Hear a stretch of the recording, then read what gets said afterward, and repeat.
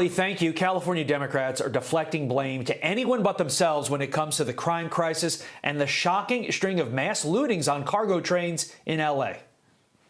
I mean, look like a third world country. How do we make sure we don't have to keep coming back? How do we secure this site? How do we do a better job in making sure that this doesn't have to continue to happen? Fresno County DA Lisa Smittcamp joins me now. Lisa, thank you so much for being here. Newsom, you heard him right there. He's talking real tough. But how much is he to blame for creating an environment that really encourages lawlessness? Well, he's created this with his cronies, and this is just another soundbite for the governor.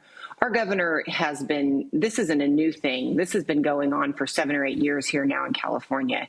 He is behind all of it. He supports George Gascón and Chesa Boudin, the imposter DAs. He was the mayor of San Francisco when San Francisco started to look like a third world country itself. And he goes out there and has the audacity to blame the Union Pacific security and the Union Pacific police, local police, and blaming, prosecutors statewide for not doing their jobs on smash and grabs.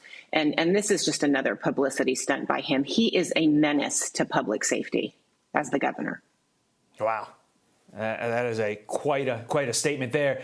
To the DA there in L.A., George Gascón, we've talked about him a lot. What he's doing to that city is horrific. He's blaming Union Pacific for the freight train package thefts. He writes, quote, Union Pacific does little to secure or lock trains and has significantly decreased law enforcement staffing. It is very telling that other major railroad operations in the area are not facing the same level of theft at their facilities. Lisa, what do you make of this tactic from the left to blame the victim?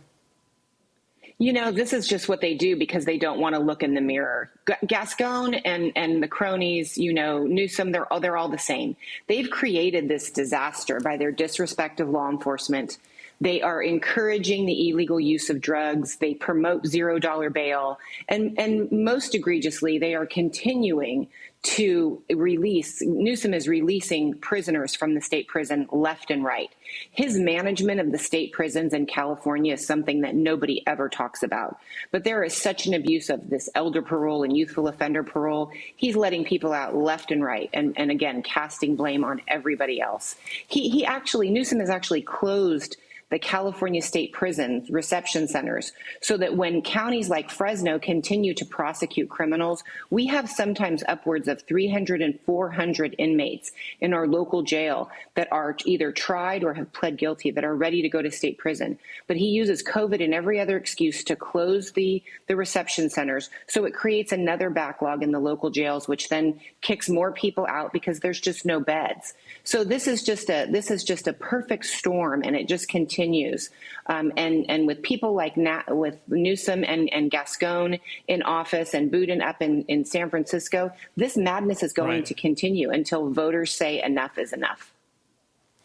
Well, it's not just California. The DA backtracking there in Detroit after a Detroit man is granted $5,000 bond, $5,000, days after setting his pregnant with twins girlfriend on fire and burning 60% of her body. DAs are supposed to be the voice of the victims. You know that well. That's literally the responsibility of the DA. Doesn't anyone in the DA's office stop and say, look, $5,000 for a crime this horrific, maybe just a little bit low?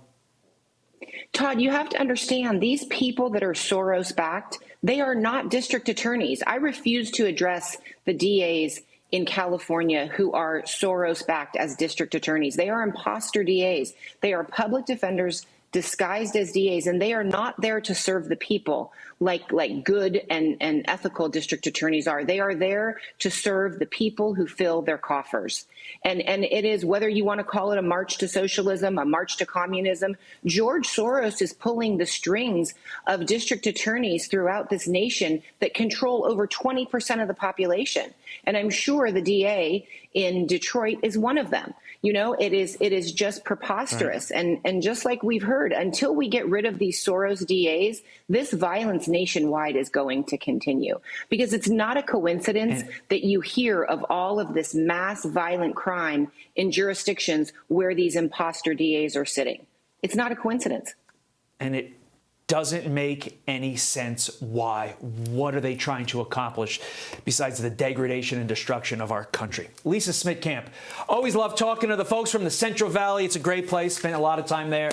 We appreciate your time this morning. Thanks so much, Lisa.